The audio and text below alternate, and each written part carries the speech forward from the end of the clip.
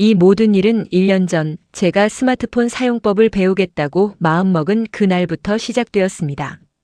남편이 세상을 떠난 지 3년, 저는 혼자서도 제법 잘 살고 있다고 생각했습니다. 우체국에서 30년을 일하며 모은 퇴직금과 예금, 그리고 매달 나오는 연금 200만 원이면 작은 아파트에서 조촐하게 사는데 부족함이 없었으니까요. 명절 때 큰 집에 간 날, 큰 며느리 유진이가 제 낡은 폴더폰을 보더니 웃으며 말했습니다. 어머니 아직도 그 옛날 폰 쓰세요? 요즘 사람들은 다 스마트폰으로 은행 업무도 보는데. 그래? 근데 나는 그런 거 잘 모르는데. 은행 가는 게 더 편하지. 유진이는 제 손을 꼭 잡으며 그 예쁜 얼굴에 환한 미소를 지었습니다. 제가 가르쳐 드릴게요. 어렵지 않아요? 한 번만 익히시면 집에서 편하게 다 하실 수 있어요? 요즘 어르신들 다 하세요? 옆에서 큰아들 민수가 거들었습니다.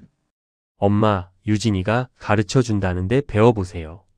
은행 갈 때마다 줄 서서 기다리시는 것도 힘드시잖아요. 그 말이 맞았습니다. 요즘 은행만 가면 1시간은 기본으로 기다려야 했고 무릎이 안 좋은 저로서는 서 있는 것조차 고역이었습니다. 그럼 한번 배워볼까? 제 대답에 유진이의 눈이 반짝였습니다. 지금 생각해보면 그때 그 눈빛에서 뭔가를 느꼈어야 했는데 아니야, 며느리가 친절하게 도와주겠다는데 왜 나쁘게 생각해? 일주일 후 유진이는 정말로 저를 위해 스마트폰을 사다 주었습니다. 상자에서 꺼낸 새 전화기는 반짝반짝 빛났고 화면이 제 손보다 클 정도로 컸습니다. 어머니, 이거 제가 어머니 명의로 개통해뒀어요. 요금은 자동 이체로 설정했고요. 이제 이것만 있으면 은행도 안 가셔도 돼요. 유진이는 제 집에 와서 3시간 동안 꼼꼼하게 가르쳐 줬습니다. 카카오톡 사용법부터 시작해서 사진 찍는 법, 인터넷 검색하는 법까지. 그녀는 참을성 있게 같은 설명을 10번도 넘게 반복해 줬습니다. 어머니는 배우는 게 빠르세요? 이제 거의 다 익히셨어요? 그래? 그런데 이 은행 앱이라는 건 왜 이렇게 복잡해? 화면에 떠 있는 은행 앱 아이콘을 누르자 로그인 화면이 나왔습니다. 공인인증서니 비밀번호니 생년월일이니 하는 것들을 입력하라는 안내문이 빼곡했습니다. 아, 그거요? 제가 다 설정해 드릴게요. 어머니는 그냥 지켜만 보세요. 유진이의 손놀림은 빨랐습니다. 그녀는 제 주민등록증을 사진 찍고 제 통장 번호를 입력했으며 공인인증서를 발급받았습니다. 비밀번호는 어머니 생신으로 할게요. 쉽게. 45만 823 기억하시죠? 그래, 그건 기억하지. 그리고 이 알림 설정이요. 어머니는 이것저것 알림 오면 헷갈리시니까 제가 꺼둘게요. 필요한 것만 오게 해드릴게요. 그게 무슨 소리야? 알림을 왜 꺼? 하지만 저는 그냥 고개를 끄덕였습니다. 며느리가 저를 위해 이렇게 신경 써주는데 괜히 까다롭게 굴 필요가 있나 싶었으니까요. 자, 이제 다 됐어요? 어머니 한번 해보세요. 여기 잔액 조회 누르시면 돼요.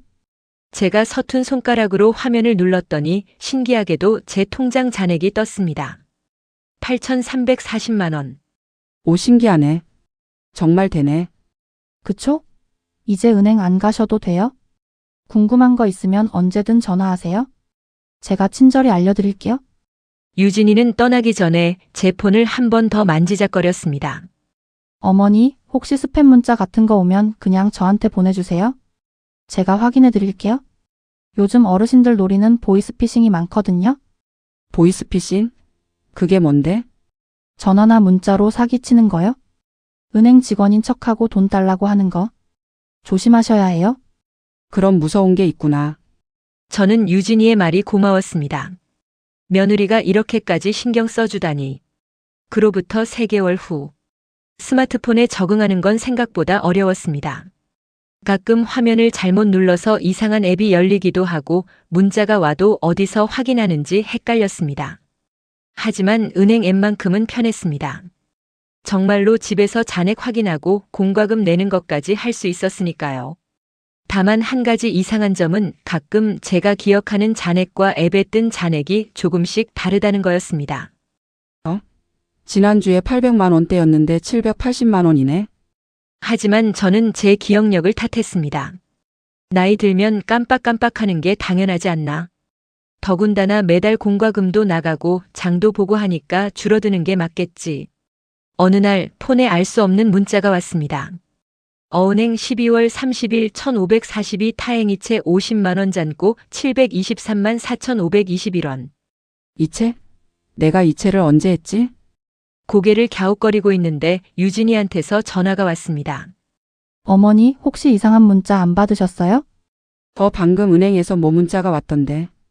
아, 그거 스팸이에요? 요즘 그런 가짜 문자 많이 돌아다녀요? 그냥 삭제하세요. 클릭하시면 안 돼요? 그래? 무서운 세상이네. 유진이의 단호한 목소리에 저는 그 문자를 삭제했습니다. 며느리가 알려줘서 다행이야. 1년 후 은행 앞. 그렇게 1년이 흘렀습니다. 저는 집 근처 은행 현금 인출기 앞에 서 있었습니다. 친구 생일 선물을 사려고 현금 50만 원을 찾으려던 참이었습니다. 카드를 넣고 비밀번호를 입력했습니다. 45만 823. 화면에 잔액이 떴습니다. 124만 원. 저는 눈을 비볐습니다. 그리고 다시 화면을 봤습니다. 124만 원. 이게 무슨... 손이 떨리기 시작했습니다. 1년 전 제 통장에는 8천만 원이 넘게 있었습니다. 매달 연금 200만 원이 들어오는데 어떻게 124만 원밖에 안 남을 수가 있죠? 저는 황급히 은행 안으로 들어갔습니다. 순번을 기다리는 동안에도 가슴이 두근거렸고 손에서는 식은땀이 났습니다. 고객님, 어떻게 오셨습니까? 저 통장 좀 보고 싶은데요. 잔액이 이상해서요. 은행원은 제 통장을 받아들고 잠시 컴퓨터를 두드렸습니다. 그리고 그녀의 얼굴이 미묘하게 굳었습니다. 고객님, 거래 내역 출력해 드릴까요? 네, 부탁합니다. 프린터에서 나온 종이를 받아든 순간 저는 숨이 멎는 것 같았습니다. 2023.02 15 타행이체 80만 원 최유진 2023.03 22 타행이체 120만 원 최유진 2023.04 8 타행이체 50만 원 최유진 2023.05 30 타행이체 150만 원 최유진 한 장, 두 장, 세 장. 거래 내역서는 계속 이어졌습니다. 모두 제 며느리 유진이의 이름으로 제 통장에서 돈이 빠져나간 기록들이었습니다. 이게 대체 뭐야? 제 손에 쥐어진 종이가 바들바들 떨렸습니다. 그리고 그 순간 유진이가 1년 전에 했던 말이 떠올랐습니다. 알림 설정은 제가 꺼둘게요. 어머니 헷갈리시니까. 알림을 꺼뒀다고? 저는 은행을 나와 떨리는 손으로 막내 아들 민준이에게 전화를 걸었습니다. 민준아, 엄마 좀 도와줄 수 있니? 이상한 일이 생겨서. 그렇게 저는 제가 1년 동안 당해왔던 일이 무엇인지 알아가기 시작했습니다. 민준이에게 전화를 건 그날 저는 떨리는 목소리로 상황을 설명했습니다. 민준아, 엄마가 은행에 갔는데 통장 잔액이 이상해서 내가 시간 되면 한번 봐줄 수 있니? 엄마, 무슨 일이에요? 목소리가 왜 그래요? 그냥 좀 이상한 거래들이 있는 것 같아서. 엄마가 잘 모르니까. 민준이는 그날 저녁 바로 퇴근하고 제 집으로 왔습니다. 그의 얼굴에는 걱정이 가득했고 손에는 노트북과 서류 가방을 들고 있었습니다. 엄마, 어디 보자. 통장이랑 거래 내역서 있어요. 저는 은행에서 받아온 거래 내역서 여러 장을 식탁 위에 펼쳐놓았습니다. 민준이는 안경을 고쳐 쓰고 하나하나 꼼꼼히 살피기 시작했습니다.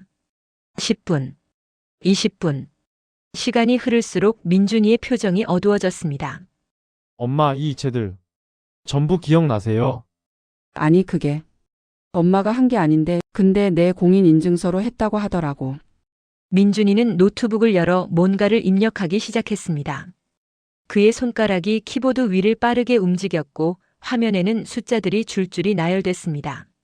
입금자 계좌번호가 여기 적혀 있네요. 민준이는 폰을 꺼내 어디론가 전화를 걸었습니다. 네, 저 A은행 영업부 박민준 과장입니다. 계좌 조회 좀 부탁드립니다. 계좌번호는 통화가 끝난 후 민준이는 한참을 말없이 화면을 들여다봤습니다. 민준아, 뭐가 나왔어? 민준이는 천천히 고개를 들어 저를 봤습니다. 그의 눈빛이 차가웠습니다. 어머니, 이 계좌 명의인이 최유진이에요. 형수님, 유진이라고? 그날 밤 민준이는 집에 가지 않고 제 집 거실 소파에서 노트북을 켜놓고 밤새 무언가를 조사했습니다. 저는 잠을 이룰 수 없어서 부엌에서 차를 끓이며 아들의 뒷모습을 지켜봤습니다. 민준아, 너무 늦었어. 내일 회사 가야 하잖아. 괜찮아요, 엄마. 이거 지금 확인해야 해요. 새벽 2시가 넘어서야 민준이는 노트북을 덮었습니다. 그의 얼굴은 피곤해 보였지만 눈빛만큼은 날카로웠습니다. 엄마, 형수님이 공인인증서를 언제 만들어줬어요? 1년 전쯤. 스마트폰 처음 샀을 때 그때 비밀번호는 어떻게 설정했어요? 유진이가 엄마 생년월일로 해줬어. 45만 823. 민준이는 뭔가 적어 내려가고 있었습니다. 알림 설정은요? 그건 유진이가 스팸 문자 많다고 꺼줬는데 민준이의 펜이 종이 위에서 멈췄습니다. 알림을 껐다고요? 응. 엄마 헷갈릴까봐 그랬대. 민준이는 책상을 탁 쳤습니다. 그 소리에 저는 깜짝 놀랐습니다. 완벽하네. 완벽해. 뭐가? 어머니, 형수님이 계획적으로 준비한 거예요. 공인인증서 만들 때 비밀번호 본인이 설정하고 알림 꺼서 어머니가 모르게 하고 그 사이에 돈 빼간 거예요. 제 손에서 찻잔이 덜그럭거렸습니다. 다음 날 민준이는 회사를 반차내고 저와 함께 은행 본점을 찾아갔습니다. VIP 상담실에서 지점장이 직접 나와 저희를 맞았습니다. 박 과장님, 오랜만입니다. 지점장님, 제 어머니 계좌 관련해서 좀 자세히 확인하고 싶은 게 있습니다. 지점장은 민준이의 진지한 표정을 보고 곧바로 컴퓨터를 켰습니다. 어떤 부분을 확인하시려고요? 지난 1년간 모든 이체 내역, 그리고 혹시 공인인증서가 다른 기기에서 사용된 이력이 있는지 확인해 주세요. 지점장의 손가락이 빠르게 움직였고 프린터에서 여러 장의 종이가 쏟아져 나왔습니다. 민준이는 그 서류들을 받아들고 하나씩 검토했습니다. 그러다 갑자기 인상을 찌푸렸습니다. 이게 뭐죠? 어떤 건데요? 여기 보세요. 어머니 명의로 신용카드가 발급됐어요. 작년 4월에. 신용카드? 나는 신용카드 만든 적 없는데. 어머니 신용카드 신청하신 적 있으세요? 없어. 엄마는 평생 체크카드만 썼어. 민준이는 지점장을 똑바로 쳐다봤습니다. 이 카드 사용 내역 확인 가능할까요? 신용카드는 저희 은행이 아니라 카드사 쪽이라. 잠시만요. 지점장이 어디론가 전화를 걸었고 10분 후 팩스로 서류가 날아왔습니다. 민준이가 그 서류를 보는 순간 그의 얼굴이 새하얗게 질렸습니다. 엄마, 이거 왜? 뭔데? 형수님이 어머니 명의 카드로 1년 동안 2,300만 원을 썼어요. 전부 명품 매장이랑 백화점에서. 저는 의자에 털썩 주저앉았습니다. 하지만 충격은 거기서 끝이 아니었습니다. 민준이는 다시 서류를 뒤적이다가 한 장을 뽑아들었습니다. 그의 손이 떨리고 있었습니다. 지점장님, 이건 대출 연대 보증인 서류 아닙니까? 네, 맞습니다.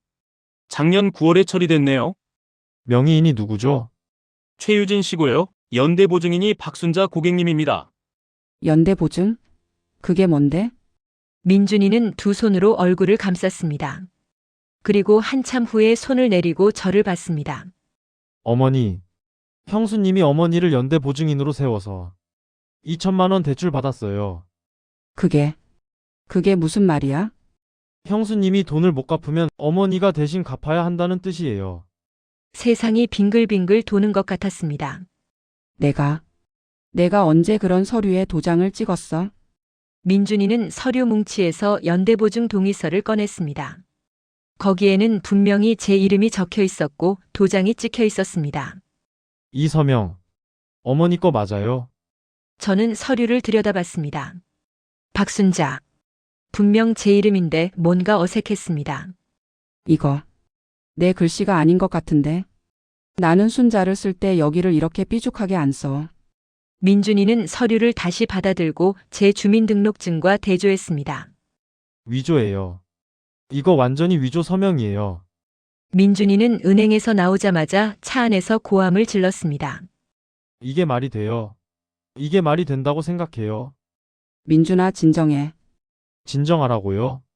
형수님이 어머니 신분을 도용해서 돈 뺏어가고 신용카드 만들어서 명품 사고 대출까지 받았어요. 이게 몇 년 형인 줄 아세요? 민준이의 목소리는 떨리고 있었습니다. 분노 때문인지 아니면 슬픔 때문인지 알 수 없었습니다. 형한테 얘기해야 해요. 근데 민수가 믿을까? 자기 마누라가 이런 짓을 했다는 걸? 민준이는 한참을 조용히 있다가 입을 열었습니다. 어머니, 저 지금부터 모든 증거 확보할 거예요. 은행 거래 내역, 신용카드 사용 내역, 위조된 서명 다 그래서? 고소할 거예요. 형수님을 사기죄와 문서 위조죄로 고소할 겁니다. 그 순간 저는 큰아들 민수의 얼굴이 떠올랐습니다. 착하고 순한 우리 큰아들. 그 아이가 아내가 감옥에 가는 걸 견딜 수 있을까요? 민준아, 근데 형은? 형은 어쩌고? 민준이는 제 손을 꼭 잡았습니다. 어머니, 형수님이 한 짓은 범죄예요. 가족이라고 봐줄 수 있는 선을 한참 넘었어요. 어머니가 지금 8천만 원 넘게 피해 보셨어요. 8천만 원. 그 돈이면 저는 앞으로 몇 년을 편히 살 수 있었습니다. 약값 걱정 안 하고 손주들 용돈도 넉넉히 주고 친구들이랑 여행도 가고. 엄마가 너무 바보였나 봐. 민준이는 저를 꼭 안아줬습니다. 어머니 잘못 아니에요. 며느리를 믿은 게 잘못은 아니에요. 잘못은 그 믿음을 이용한 형수님한테 있어요. 집으로 돌아오는 길 민준이는 계속 전화 통화를 했습니다. 변호사 사무실, 경찰서, 금융감독원. 그는 모든 절차를 하나씩 확인하고 있었습니다. 현관문을 열고 들어서는데 거실 탁자 위에 놓인 스마트폰이 눈에 들어왔습니다. 1년 전 유진이가 사다 준 그 스마트폰. 그 편리한 기계가 제 인생을 망가뜨린 도구였다는 걸 이제야 깨달았습니다. 민준이는 제 폰을 집어들고 뭔가를 확인했습니다. 역시 형수님 폰 번호가 어머니 폰에 가족 찾기로 연동돼 있네요. 어머니가 어디 계신지도 다 알았겠어요. 이 정도면. 이건 감시 아니야? 엄마, 이제 증거는 충분해요. 내일 형한테 다 보여줄 거예요. 민준이의 눈빛이 단단했습니다. 저는 이제 알았습니다. 이 싸움은 피할 수 없다는 것을. 그리고 제 막내 아들이 저를 지키기 위해 가족과 맞서려 한다는 것을. 큰아들은 뭐라고 할까요? 며느리 유진이는 어떻게 나올까요? 내일이면 모든 게 폭발할 것입니다. 다음 날 오후 제 작은 거실은 냉랭한 긴장감으로 가득 찼습니다. 민수와 유진이가 도착했을 때 유진이의 얼굴에는 여느 때와 다름없는 미소가 걸려 있었습니다. 크림색 블라우스에 진주 목걸이를 한 그녀는 여전히 단정하고 우아해 보였습니다. 어머니 무슨 일이세요? 민준이가 갑자기 오라고 해서 놀랐어요. 저는 대답 대신 식탁 위에 쌓인 서류 뭉치를 가리켰습니다. 민수가 서류들을 보더니 고개를 갸웃거렸습니다. 이게 뭔데요? 민준이가 나섰습니다. 그의 목소리는 차갑고 단호했습니다. 형수님이 지난 1년 동안 어머니 계좌에서 빼간 돈이 5,800만 원이야. 거실에 정적이 흘렀습니다. 민수는 멍한 표정으로 동생을 쳐다봤고 유진이의 얼굴에서는 미소가 사라졌습니다. 뭐라고? 여기 은행 거래 내역 있어. 전부 형수님 계좌로 이체됐어. 어머니 공인인증서로. 민준이는 서류를 하나씩 민수 앞에 내밀었습니다. 민수는 떨리는 손으로 그것들을 받아들었고 페이지를 넘길 때마다 그의 얼굴이 창백해졌습니다. 이건. 그게 다가 아니야. 민준이는 또 다른 서류를 꺼냈습니다. 형수님이 어머니 명의로 신용카드를 만들어서 2,300만 원을 썼어. 전부 명품 매장에서.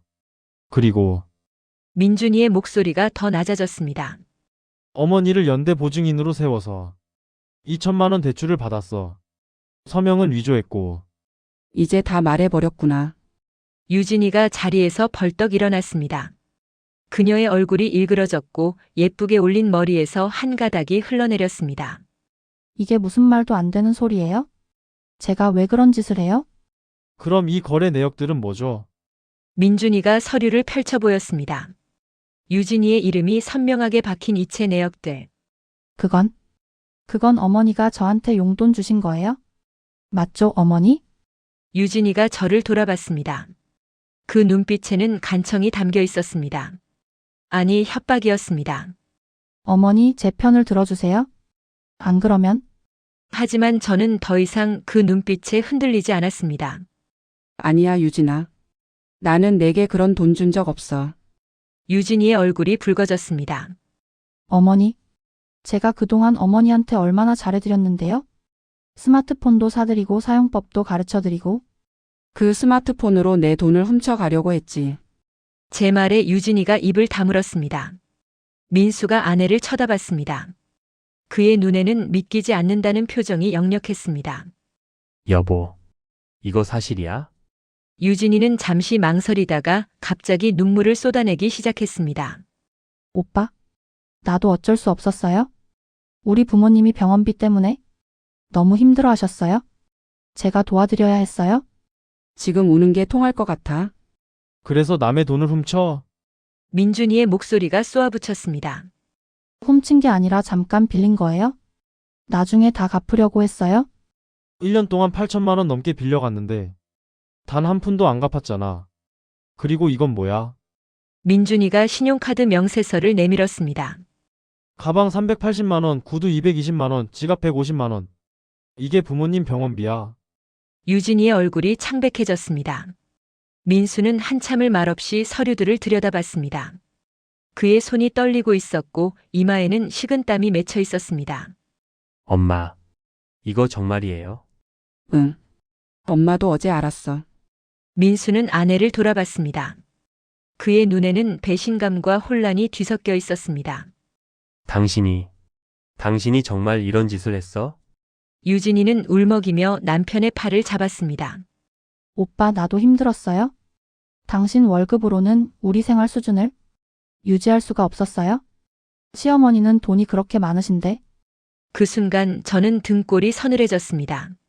이 사람이 원래부터 내 돈을 노렸던 거구나. 민수는 아내의 손을 뿌리쳤습니다. 생활 수준? 그래서 우리 엄마 돈을 훔친 거야? 훔친 게 아니라고요? 어차피 나중에 우리한테 올 돈이잖아요? 미리 받은 것뿐이에요? 순간 거실이 얼어붙었습니다. 미리 받았다고? 어차피 자기들 거라고. 민준이가 책상을 탁 쳤습니다. 형수님, 그게 지금 할 소리예요. 어머니가 살아계신데 벌써 유산 타령이에요. 유진이는 입술을 깨물었습니다. 자신이 실수했다는 걸 깨달은 것 같았습니다. 민준이는 노트북을 열었습니다. 화면에는 복잡한 스프레드시트가 떠 있었습니다. 형수님이 한 게 이게 다가 아니야. 어제 저녁에 좀 더 조사를 했어. 아직 더 있어? 민수의 목소리가 떨렸습니다. 형수님이 작년에 온라인 쇼핑몰을 차렸잖아. 그 창업 자금 3천만 원 어디서 났는지 알아? 유진이의 얼굴에서 핏기가 완전히 사라졌습니다. 설마. 맞아. 어머니 계좌에서 빼간 돈으로 사업 차린 거야. 사업자 등록증 여기 있어. 민준이는 서류를 내밀었습니다. 거기에는 유진 패션이라는 상호와 함께 사업자 정보가 적혀 있었습니다. 저는 멍하니 그 서류를 바라봤습니다. 유진이가 지난해에 작은 사업 좀 해보려고요 하며 자랑스럽게 말했던 그 쇼핑몰. 그게 제 돈으로 차린 거였다니. 형수님, 그 쇼핑몰 수익은 어디로 가요? 유진이는 대답하지 않았습니다. 전부 형수님 개인 계좌로 가더라고요. 작년 한 해 수익이 4,200만 원. 그걸로 뭐 했어요? 그건 제 사업이에요? 제가 번 돈이고 어머니 돈 훔쳐서 차린 사업으로 번 돈이잖아. 민준이의 목소리가 거실에 울려 퍼졌습니다. 저는 조용히 자리에서 일어났습니다. 창밖을 바라보며 천천히 입을 열었습니다. 유진아, 네, 어머니. 너는 나를 뭐라고 생각했니? 유진이는 대답하지 못했습니다. 호구? 바보? 아니면 그냥 돈통? 어머니, 그게 아니라 저는 유진이를 돌아봤습니다. 30년 우체국에서 일하며 가진 사람들을 봐왔지만 이렇게 뻔뻔한 사람은 처음이었습니다. 나는 말이야 너한테 잘해주고 싶었어. 우리 민수가 선택한 사람이니까. 며느리라는 게 쉽지 않다는 것도 알아. 그래서 더 이해하려고 했지. 유진이의 눈에서 눈물이 흘러내렸습니다. 하지만 저는 더 이상 그 눈물에 속지 않았습니다. 근데 너는 그 마음을 뭐라고 생각했어? 이용해도 되는 약점? 죄송해요, 어머니. 미안하다는 말로 되는 게 아니야. 너는 범죄를 저질렀어. 민수가 끼어들었습니다. 엄마, 그래도 경찰까지는. 민수야, 저는 큰아들을 똑바로 쳐다봤습니다. 내가 만약 회사에서 누가 내 돈을 8천만 원 훔쳐갔다면 그냥 넘어갈 거니? 그건. 왜 엄마는 참아야 해? 가족이니까? 민수는 대답하지 못했습니다. 저는 민준이를 봤습니다. 민준아, 고소장 접수해. 네, 어머니. 유진이가 비명을 질렀습니다. 안 돼요? 제발 어머니. 제가 다 갚을게요. 시간만 주세요. 1년이라는 시간을 이미 줬어. 너는 그 시간 동안 돈을 더 훔쳐갔지. 어머니. 제발요? 유진이가 제 앞에 무릎을 꿇었습니다. 하지만 저는 더 이상 흔들리지 않았습니다. 나이 들었다고 호구되는 건 아니야. 민수는 아내를 부축해 일으켰습니다. 그의 얼굴에는 슬픔과 분노가 뒤섞여 있었습니다. 엄마. 정말 고소하실 거예요? 응. 그게 옳은 일이야. 그럼 유진이는? 감옥에 가겠지. 당연히. 민수는 한참을 말없이 서 있다가 아내의 손을 잡고 현관으로 향했습니다. 가자, 유진아. 문이 닫히고 난 후 거실에는 저와 민준이만 남았습니다. 민준이가 조용히 말했습니다. 어머니 힘드시죠? 응, 힘들어. 그래도 잘하셨어요. 이대로 넘어갔으면 형수님은 끝까지 반성 안 했을 거예요. 저는 소파에 털썩 주저앉았습니다. 가슴 한 구석이 텅 빈 것 같았습니다. 민수의 슬픈 얼굴이 자꾸 떠올랐습니다. 착한 우리 큰아들. 그 아이는 이제 아내가 범죄자가 된다는 현실을 받아들여야 합니다. 내가 너무 가혹한 엄마인가. 하지만 민준이의 말이 맞았습니다. 이대로 넘어가면 안 됐습니다. 다음 날 민준이는 경찰서에 고소장을 제출했습니다. 며느리 최유진, 사기죄, 횡령죄, 문서 위조죄. 이제 진짜 싸움이 시작됩니다. 민수는 제 앞에 무릎을 꿇었습니다. 경찰서 복도에서 사람들이 지켜보는 앞에서 민수야, 일어나. 여기가 어디라고. 안 일어나요. 엄마가 취하해 주실 때까지 안 일어나요. 경찰관이 난처한 표정으로 자리를 피해줬습니다. 형 정신 차려. 형수님이 한 게 얼마나 심각한지 몰라. 민준이가 형을 일으키려 했지만 민수는 꿈쩍도 하지 않았습니다. 알아. 다 알아. 근데 엄마. 유진이가 지금 감옥 가면 우리 결혼 생활은 끝이에요. 제발. 이 아이가 아직도. 민수야, 내 마누라는 나한테서 8천만 원을 훔쳐갔어. 그리고 후회하지도 않았어. 그냥 잠깐 미리 받은 거라고 했잖아. 유진이가 잘못 생각한 거예요. 지금은 진심으로 반성하고 있어요. 민준이가 비웃듯 말했습니다. 반성? 형, 어제 형수님이 뭐라고 했는지 알아? 경찰 오기 전에 어머니 집에 있던 통장이랑 도장 찾아가려고 했대. 증거 인멸하려고. 저는 숨이 멎는 것 같았습니다. 뭐라고? 형수님 친구가 경찰한테 제보했어요. 어젯밤 형수님이 전화해서 시어머니 집 열쇠 있으니까 몰래 들어가서 통장이랑 도장 가져올까라고 상의했대요. 민수의 얼굴이 하얗게 질렸습니다. 그날 오후 경찰은 유진이의 집과 차량을 압수수색했습니다. 저희도 참관인 자격으로 동행했습니다. 유진이의 드레스룸을 열었을 때 저는 현기증이 났습니다. 가방, 구두, 지갑들이 줄지어 진열돼 있었습니다. 가격표가 아직 달린 것들도 있었습니다. 이게 전부 제 카드로 산 거예요?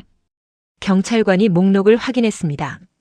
네, 피해자분 명의 신용카드로 구매한 내역이 맞습니다. 총액 2,340만 원입니다. 민수는 아내의 옷장을 멍하니 바라봤습니다. 그가 회사에서 야근하며 번 돈으로는 평생 사줄 수 없는 물건들이었습니다. 여보. 이걸 언제 다 샀어? 하지만 더 큰 충격은 서재에서 나왔습니다. 경찰이 서랍에서 꺼낸 서류 봉투. 그 안에는 제 명의로 된 보험증권이 들어 있었습니다.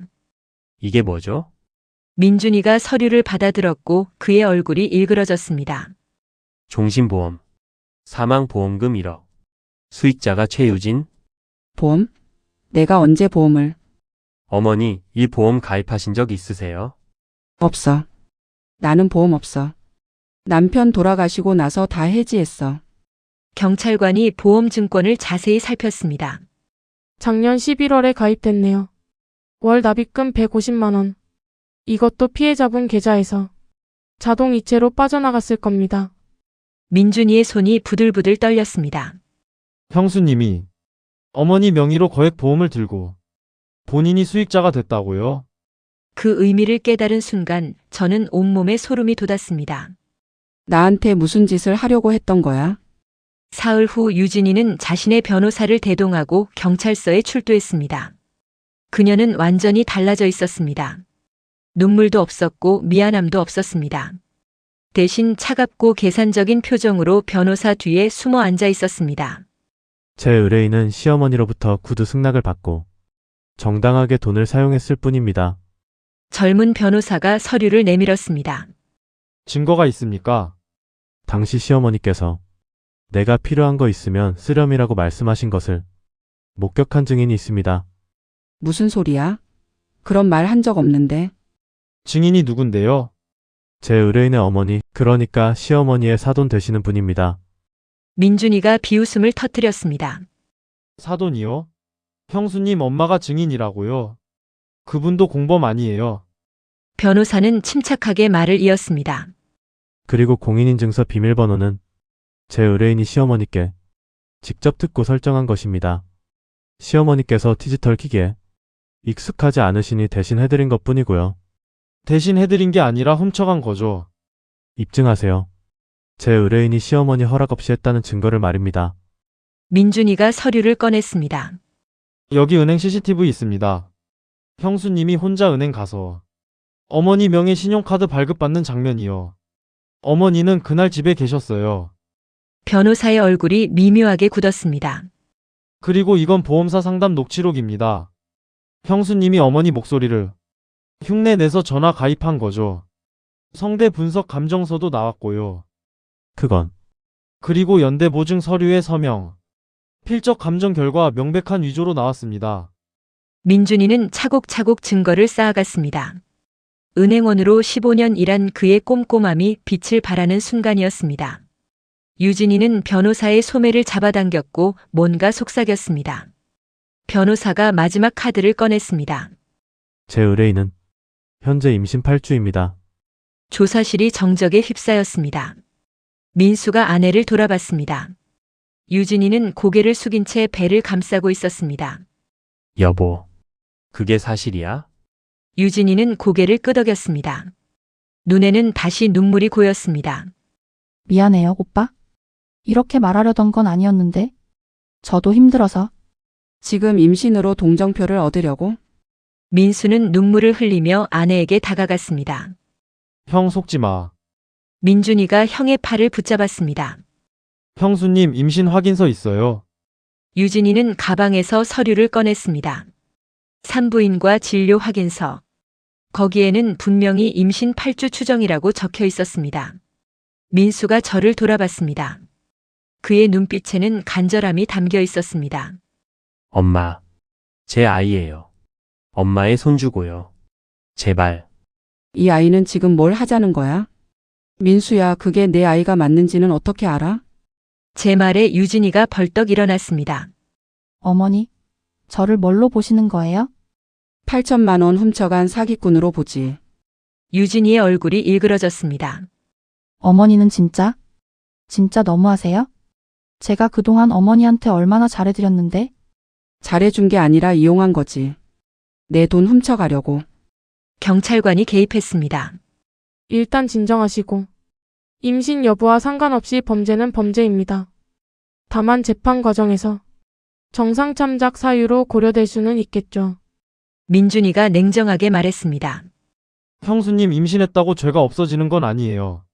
그리고 형수님이 정말 형을 생각했으면 이런 짓 안 했어. 민준아, 그래도 형수님은 어머니 명의로 거액 보험을 들고 본인이 수익자가 됐어. 이게 무슨 뜻인지 알아?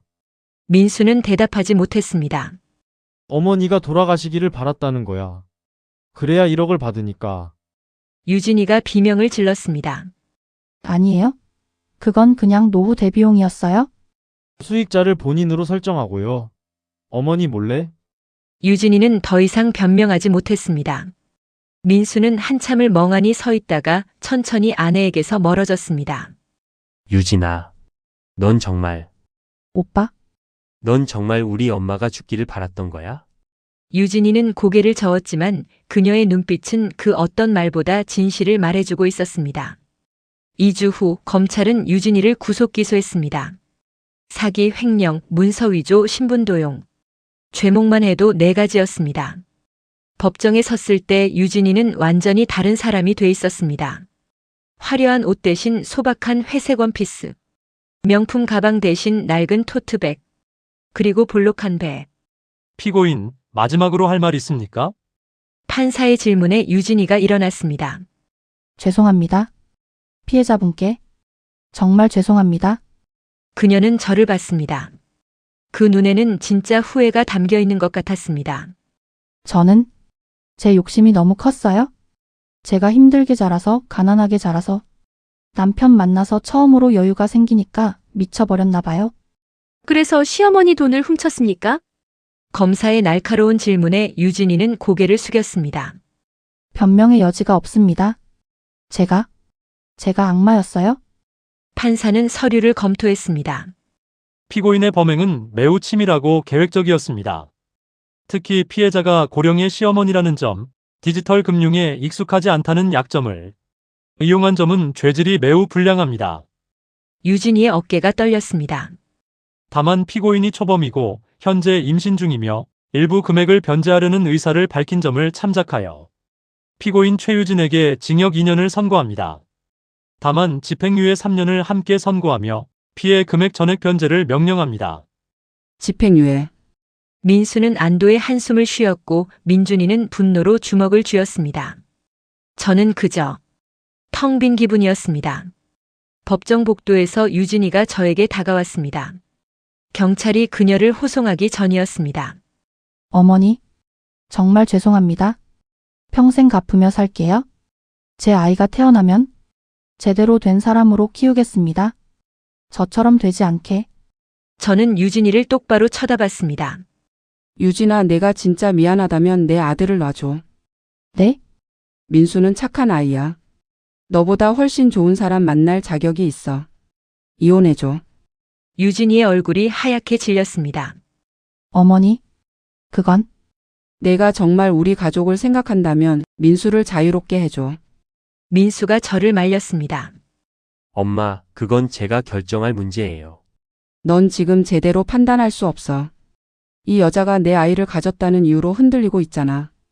저는 유진이에게 마지막으로 말했습니다. 넌 내 돈만 훔친 게 아니야. 내 아들의 인생도 훔쳐갔어. 그게 제일 용서 안 돼. 법원을 나서는 길 저는 하늘을 올려다봤습니다. 싸움은 이겼지만 가슴은 텅 비어 있었습니다. 이게 정의일까요? 아니면 그냥 가족이 무너지는 과정일 뿐일까요? 봄이 왔습니다. 아파트 베란다에서 바라본 공원에는 벚꽃이 만개했고 아이들의 웃음소리가 들려왔습니다. 저는 따뜻한 차를 한 모금 마시며 지난 6개월을 떠올렸습니다. 유진이는 아이를 낳았습니다. 딸이었습니다. 출산 소식을 들었을 때 저는 병원에 가지 않았습니다. 민수만 홀로 갔고 그는 붉어진 눈으로 돌아왔습니다. 엄마, 애는 잘못이 없잖아요. 알아. 그래서 내가 가서 본 거잖아. 민수는 한 달 후 이혼 소송을 제기했습니다. 그것은 제가 시킨 게 아니라 민수 스스로 내린 결정이었습니다. 유진이는 집행유예 조건에 따라 피해 금액을 변제해야 했습니다. 그녀의 부모님이 전 재산을 팔아서 5천만 원을 먼저 갚았고 나머지는 유진이가 분할로 갚기로 했습니다. 명품 가방들도 전부 되팔아 2천만 원이 회수됐습니다. 통장에 돈이 다시 채워지는 걸 보며 저는 이상한 기분이 들었습니다. 기쁘지 않았습니다. 숫자는 원래대로 돌아왔지만 그 과정에서 잃어버린 것들은 돌아오지 않았으니까요. 민준이가 집에 들렀을 때 저는 그에게 물었습니다. 민준아, 엄마가 잘한 걸까? 무슨 말씀이세요? 고소한 거 말이야. 그냥 집안일로 조용히 해결할 수도 있었는데. 민준이는 잠시 생각하더니 말했습니다. 어머니, 형수님이 한 건 범죄였어요. 가족이라고 범죄를 덮어주면 그건 결국 범죄자를 키우는 거예요. 그래도 민수가 힘들어 하잖아. 형도 알아요. 형수님이 잘못했다는 거. 지금은 힘들어도 나중에는 형한테도 더 나은 삶이 올 거예요. 저는 고개를 끄덕였습니다. 민준이 말이 맞다는 걸 알면서도 가슴 한구석은 여전히 무거웠습니다. 민수는 요즘 일주일에 한 번 정도 제 집에 옵니다. 예전처럼 편하지는 않습니다. 그는 현관문을 열고 들어올 때마다 조심스러워하고 말을 꺼낼 때도 눈치를 봅니다. 엄마, 오늘 저녁은 제가 사드릴게요. 괜찮아. 집에서 먹어도 돼. 아니에요. 밖에서 먹어요. 그는 제 부담이 되고 싶지 않은 것 같았습니다. 아니, 자신이 저를 편하게 해드릴 자격이 없다고 생각하는 것 같았습니다.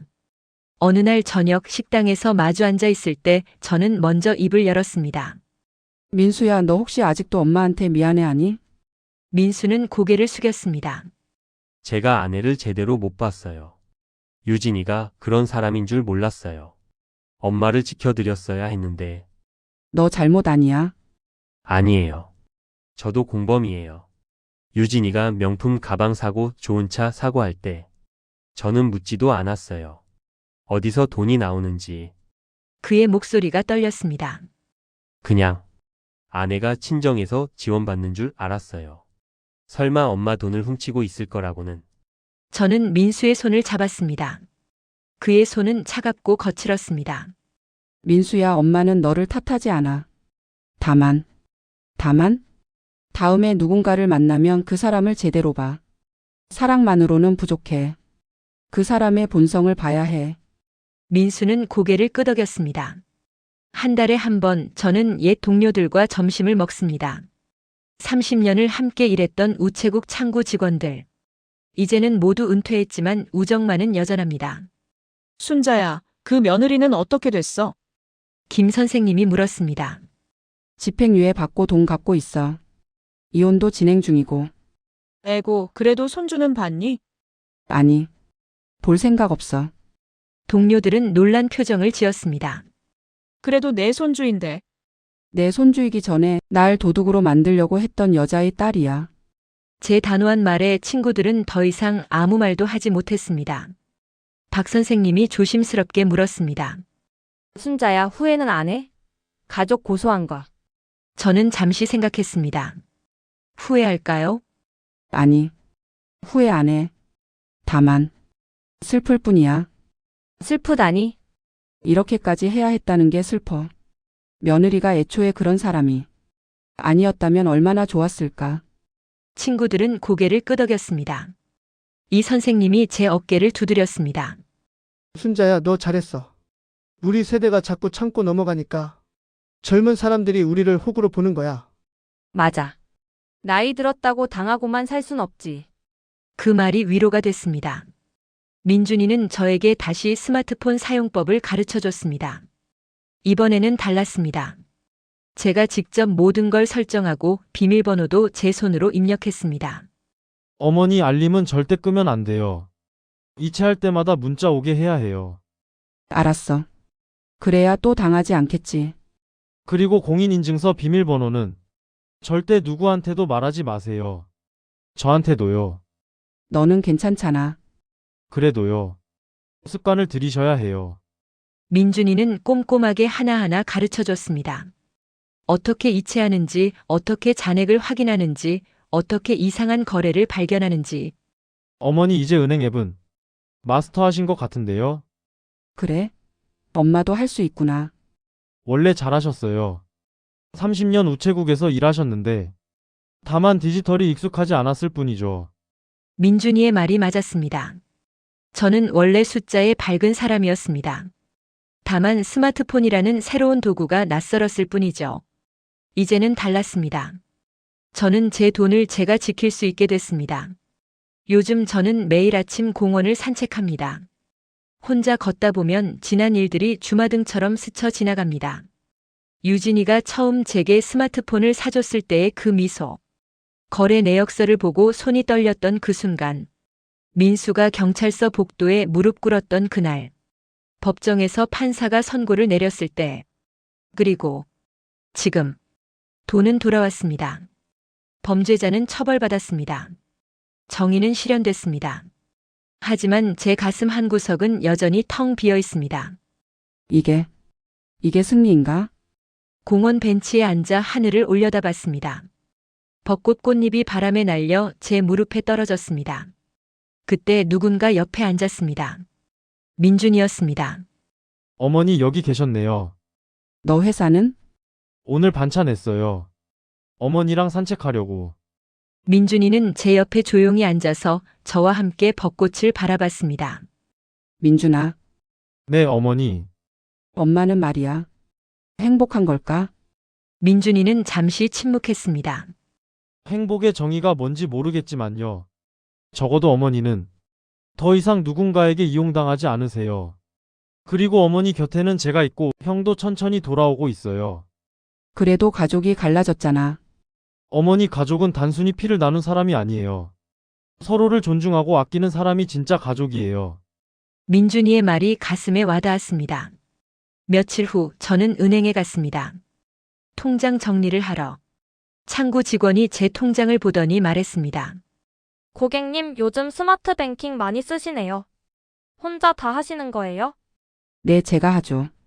뭐? 대단하세요. 저희 어머니는 아직도 무서워하시던데. 저는 빙그레 웃었습니다. 무서워하지 마. 한번 배우면 돼. 은행을 나서며 저는 제 스마트폰을 꺼내 들었습니다. 1년 전 이 기계는 제 적이었습니다. 누군가 제 돈을 훔쳐가는 도구였습니다. 하지만 지금은 다릅니다. 이제 이 기계는 제 편입니다. 제 돈을 지키는 도구입니다. 나이 들었다고 호구가 되는 건 아니야. 그 말을 혼잣말로 되뇌었습니다. 그로부터 2달 후 민수가 조심스럽게 물었습니다. 엄마, 한 번만, 딱 한 번만 손주 볼 생각 없으세요? 아이는 정말 잘못이 없어요. 그리고 많이 닮았어요. 엄마를. 그 말에 제 가슴이 철렁했습니다. 나를 닮았다고? 결국 저는 민수를 따라 그의 집에 갔습니다. 유진이는 친정에 가 있었습니다. 아기는 작은 요람에서 자고 있었습니다. 제가 조심스럽게 다가가자 아기가 눈을 떴습니다. 그리고 저를 닮은 눈으로 저를 빤히 쳐다봤습니다. 아, 정말 닮았네. 제 눈에서 눈물이 흘러내렸습니다. 이 아이는 잘못이 없습니다. 다만 잘못된 사람의 딸로 태어났을 뿐입니다. 이름이 뭐야? 민서예요. 서로서 예쁠 예. 민서. 예쁜 이름이네. 저는 아기를 한참 바라봤습니다. 그리고 깨달았습니다. 증오는 대물림되어서는 안 된다는 것을. 민수야, 이 아이는 내가 잘 키워야 해. 엄마 같은 사람이 되지 않게. 네, 엄마. 다시 봄이 왔습니다. 저는 공원 벤치에 앉아 스마트폰으로 손주 사진을 보고 있습니다. 민수가 보내준 사진입니다. 민서는 벌써 돌이 지났고 이제 아장아장 걷기 시작했습니다. 유진이와 민수는 이혼이 확정됐고 민서는 민수가 키웁니다. 저도 가끔 봅니다. 유진이는 피해 금액을 다 갚았고 지금은 작은 카페에서 일한다고 들었습니다. 저는 그녀를 용서했을까요? 아니요. 하지만 더 이상 미워하지도 않습니다. 그냥 인생이 그런 거라고 생각합니다. 사람은 실수하고 배신하고 후회합니다. 중요한 건 그 후에 어떻게 사느냐는 거겠죠. 민준이가 옆에 와서 앉았습니다. 요즘 그는 결혼을 준비 중입니다. 착한 은행원 여자와. 어머니 뭐 보세요? 손주 사진. 예쁘죠? 응. 나 닮았어. 민준이가 웃었습니다. 어머니 이제 스마트폰 완전 마스터하신 것 같은데요? 어제 카톡도 보내셨더라고요. 당연하지. 엄마가 30년 우체국에서 일했는데. 우리는 함께 웃었습니다. 그리고 저는 깨달았습니다. 인생에서 진 것도 이긴 것도 아니라는 것을. 다만 더 강해졌을 뿐이라는 것을. 나이가 들수록 세상은 저를 약하다고 생각하겠지만 저는 압니다. 나이는 숫자일 뿐이고 진짜 강함은 포기하지 않는 마음에서 온다는 것을. 벚꽃잎이 바람에 날려 제 무릎에 떨어졌습니다. 저는 그것을 주워 손바닥에 올려놓고 하늘을 향해 불었습니다. 꽃잎은 날아갔습니다. 새로운 계절로